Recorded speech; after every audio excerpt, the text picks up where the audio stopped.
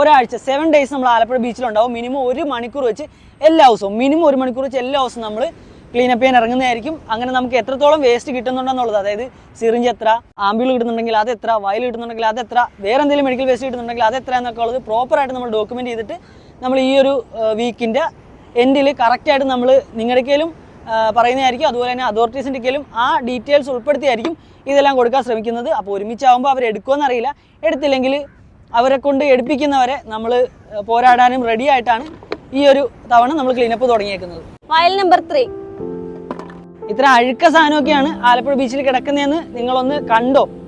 അടുത്ത നീഡില് സമയം 6:45. ഇനി ഒരു 1/4 മണിക്കൂറോടുണ്ട്.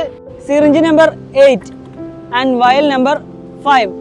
അപ്പോൾ സമയം 7 മണിയായിട്ടുണ്ട്. അപ്പോൾ നമ്മൾ ആലപ്പുഴ ബീച്ചിൽ നിന്ന് ആകെ 1 മണിക്കൂറിനുള്ളിൽ ആദ്യ ദിവസം തന്നെ കളക്ട് ചെയ്തേക്കുന്നത് 8 സിറിഞ്ച്, 6 വയൽ, 2 നീഡിൽ, 1 കത്തീഡർ എന്നിവയാണ്.